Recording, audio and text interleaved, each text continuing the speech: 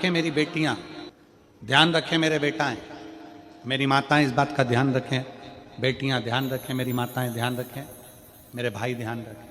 जिस दिन तुम्हारा मन करे, जिस दिन तुम्हारा दिल करे, उस दिन घर में पार्थिव शिवलिंग का निर्माण कर लिया। जिस दिन तुम्हारा दिल कर जाए कि आज मेरा मन है मैं पार्थिव शिवलिंग बनाऊं, गमले में से मट्टी लो, खेत में से मट्टी लो, जहां से मट्टी ले सकते हो।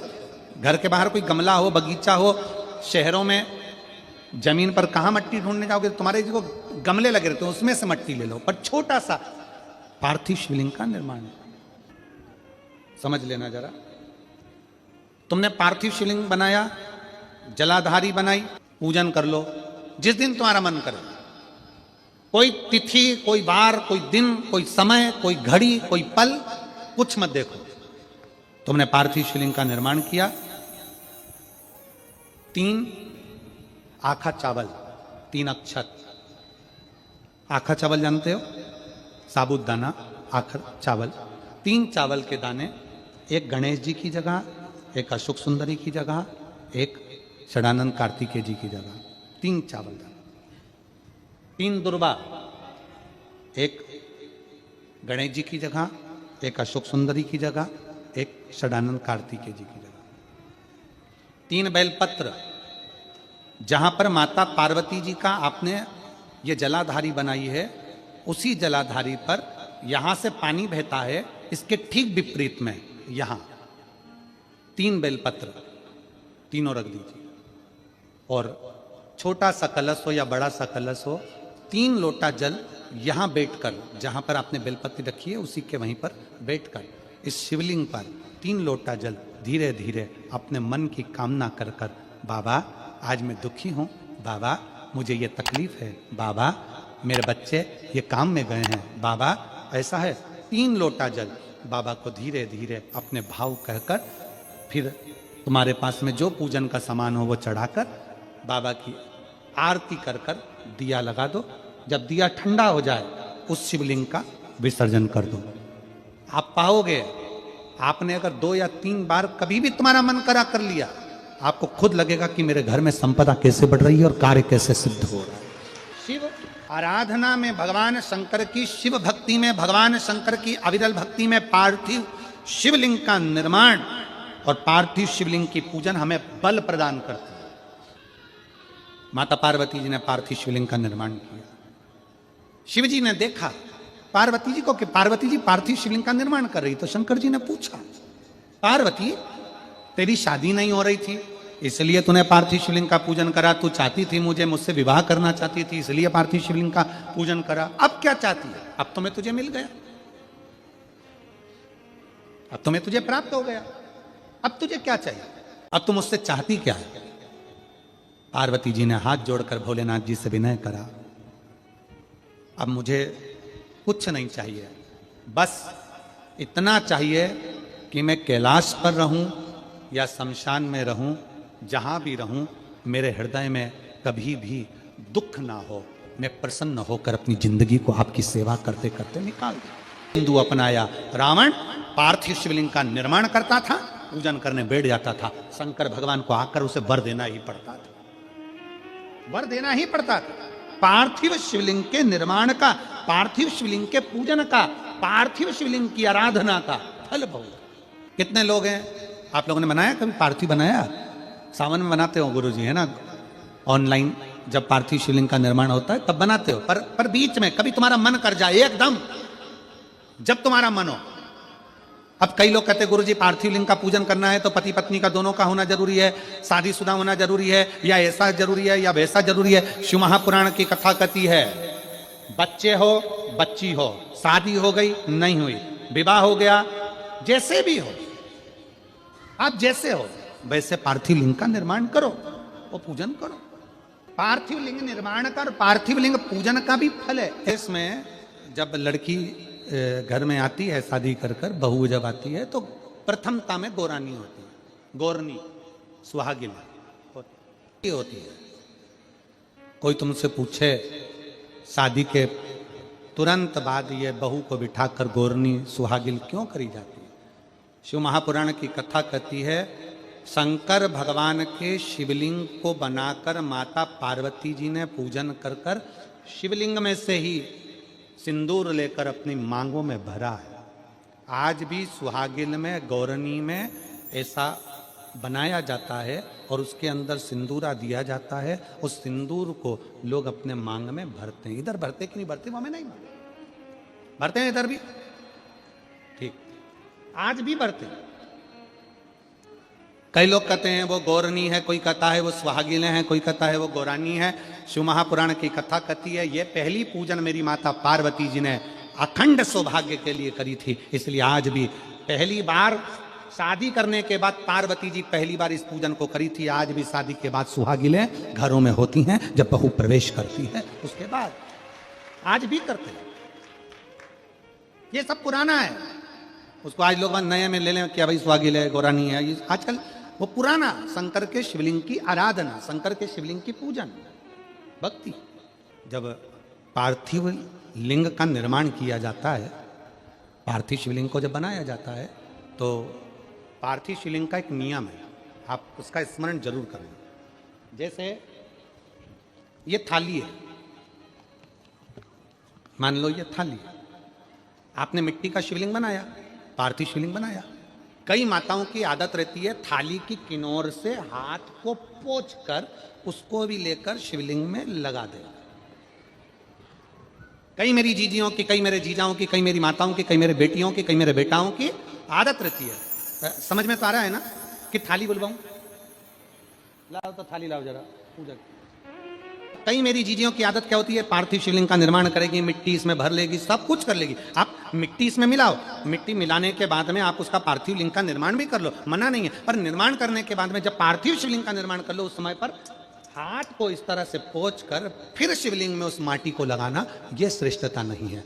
पार्वती जी ने पार्थिव लिंग निर्माण के समय पर एक छोटा सा भाव प्रकट कर दिया, और जब छोटा सा भाव प्रकट किया तब शंकर भगवान ने कहा, पार्वती, ए पार्वती, तुमने पार्थिव लिंग निर्माण के समय पर माटी को अपने हाथ से खरोच कर लगाया है, तो तुम्हें भी संतान की जो प्राप्ति होगी वो शरीर के उपटन से ही होगी। और सुनो पार्वती, तुमने वो माटी को बाद में अंकित किया गया है, इसलिए तुम्हारे पुत्र का शीश कटकर फिर वापिस अंकित किया जाएगा, पुनः फिर लगाया जाए। शिवाराधना में मिट्टी को बनाओ, पर मिट्टी चारों तरफ लगी, आप पोंछो, मना नहीं है। आप हाथ भी पोंछ लो, हम मना नहीं करेंगे। आपको हाथ पोंछना है आप पोंछो, पर उस मिट्टी को फिर वापस शिवलिंग के साथ में, जब शिवलिंग बन गया फिर उसी मिट्टी को वापस आप उसमें पोत रहे हो, ये श्रेष्ठता नहीं है, उसकी श्रेष्ठता नहीं है। ये आचार की बरनी नहीं है कि यहां से निकालो, यहां से निकालो और लगा के रोटी में फिंगर बना के, पुंगा बना के खा लो। आप निकालो, मना नहीं है। मिट्टी का पार्थिव शिवलिंग बनाया, थाली की मिट्टी साफ करी, साफ कर कर आपने किनौर पे झड़ाया, हमें मना नहीं है। पर ये मिट्टी वापिस शिवलिंग में नहीं लगी, ये मिट्टी फिर अलग से रख दीजिए। उस मिट्टी का भले फिर आप नंदी बना लो, उस मिट्टी का आप दूसरा कोई सखी बनाना है, नंदी बनाना है, कुछ बनाना हो, सांप बनाना हो, सब कुछ बनाओ, हमें मना नहीं। पर शिवलिंग की जो आकृति है उसमें फिर ये मिट्टी का प्रयोग नहीं हो। पार्थिव पार्थिव है।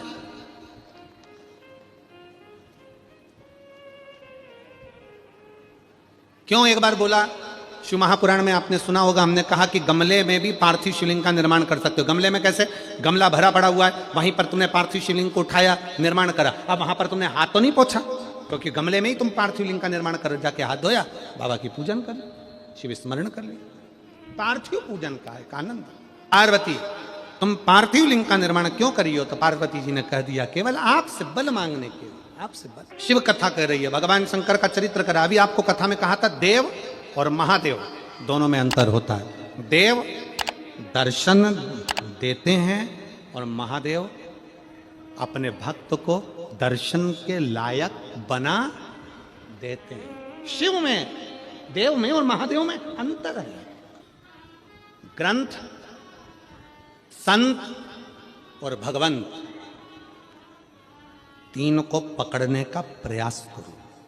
क्या क्या? सब बोलो। ग्रंथ, संत और भगवंत, आपके नजदीक में जितने शंकर के मंदिर हैं, जहां आप एक लोटा जल चढ़ाने जाती हो ना, एक लोटा जल चढ़ाने के लिए शंकर के मंदिर में जाती हो, तो घर से जब एक लोटा पानी भरो, घर से जब एक लोटा जल भरो और मंदिर के लिए जब निकलो ना, घर से निकलते समय रत्ती भर टेंशन लेकर मत जाना। घर से जब पानी भरो, खुश होकर जाना, मैं मेरे पिता से मिलने के लिए जा रही हूं, अपने दिल की बात अपने बाप को बताने के लिए। मैं अपने पिता से मिलने जा रही हूं। भले मंदिर में जाकर कुछ मत कहो, शंकर जी को एक शब्द मत कहो। तुम जो लोटा भरकर पानी लेकर जा रही हो ना, वो लोटे का जल शंकर को चढ़ाते से ही शंकर जी समझ जाते हैं कि तेरे जीवन में दुख कितना है। सुदामा जी ने भगवान कृष्ण को चावल दिए थे। बोलो री जी हाँ, सही है कि गलत? क्या दिया था? तंदूल। सुदामा जी ने यह कहा था कि मुझे बहुत दुख है। बोला था कि सुदामा जी ने कहा था कि मेरे बच्चों को खाने के लिए अन्न नहीं है। सुदामा जी ने कहा था कि मेरी पत्नी की साड़ी फटी हुई है। सुदामा जी ने कहा था कि मुझे दुख बहुत है, दर्द बहुत है, मेरा झोपड़ा टूटा है, मेरा मकान नहीं है। सुदामा जी ने ये कुछ भी नहीं बोला। सुदामा जी तो तंदूल लेकर गए थे, और तंदूल ले जाकर जो भगवान ने उस तंदूल को लिया, तंदूल को पाते से ही भगवान समझ गए थे कि इसके घर में दुख कितना है। तंदूल मुख में गया और भगवान कृष्ण समझ गए कि दुख कितना है, 3 लोक का राज्य दे दिया। सुदामा जी जैसे ही तंदूल दिए, भगवान ने सोच लिया कि तंदूल की दशा क्या है। उसी तरह जब जल शंकर जी पे चढ़ता है, तो शंकर जी को तुम कुछ कहो मत कहो, वो जल तुम्हारे घर की पूरी दशा बता देता है कि इससे तकलीफ कितनी है। क्यों? दुख की बात कहां पर करते हो, तकलीफ की बात कहां करते हो, कष्ट की बात कहां करते हो? सारा घर का मनन चिंतन कहां पर होता है? रसोई घर में। सारा मनन चिंतन कहां होगा? रसोई घर में। देवरानी जेठानी बात कहां करेगी? रसोई घर में। कोई दुख हो गया, तकलीफ आ गई, बात कहां होगी? रसोई घर में। अरे वो उनने ऐसा कर दिया, वो काका जी की तबीयत खराब, काकी जी कैसा हो गया, वैसा हो गया। सारी घर की सारी चर्चा रसोई घर में होती है। और जो तुम पानी भरकर लेकर जाते हो, वो रसोई घर में से भरकर लेकर जाते हो, तो वो पानी के अंदर तुम्हारी वाणी की तरंगे उस जल के अंदर हो जाती है। जब जल महादेव को चढ़ता है, उसे सब ज्ञात हो जाता है कि इससे तकलीफ क्या है।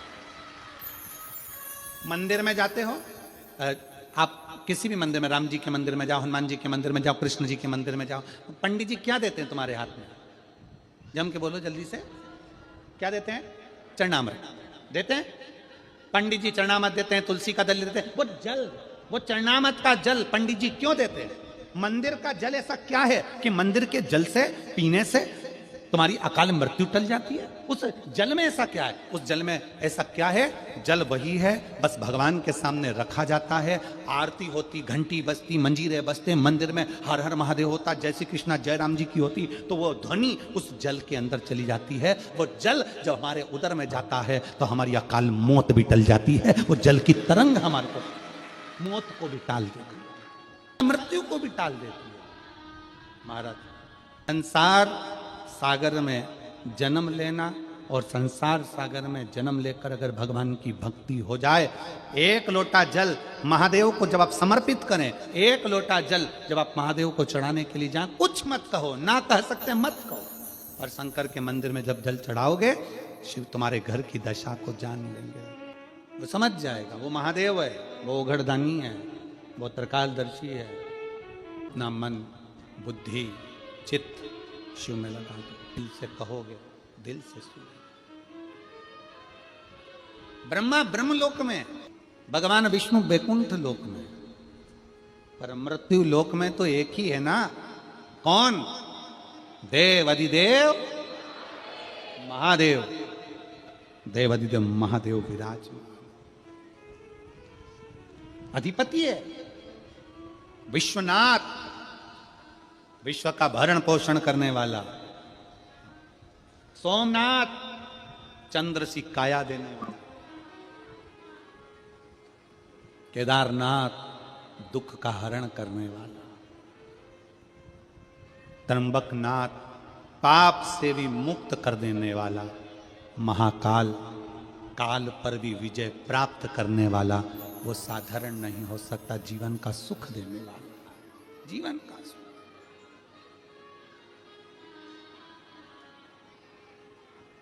इसलिए अनोगरदानी त्रिकालदर्शी कैलाशी अविनाशी शिव की कथा कर रही है। जो आपके संताप को हर सकता है वही देवाधिदेव महादेव।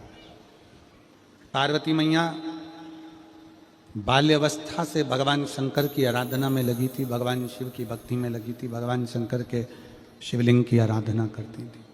शिवलिंग आराधना का पुण्य पार्वती माता को मिला, शिव पार्वती जी को प्राप्त हो। शिव आराधना का पुण्य ही यही है। देवता में, देव में और महादेव में एक बहुत बड़ा अंतर है। देव और महादेव में बहुत बड़ा अंतर है। देव दर्शन देते हैं। देव क्या करते हैं? जम के बोलो जरा। दर्शन देते हैं। देव दर्शन देते हैं। महादेव आपको दर्शन के लायक बना देते हैं। दोनों में अंतर। देव और महादेव में अंतर है। देव दर्शन देते हैं और महादेव अपने भक्त को दर्शन के लायक बना देता है। महादेव अपने भक्त को दर्शन के लायक बनाते हैं। आपको भगवान ऐसी जगह पर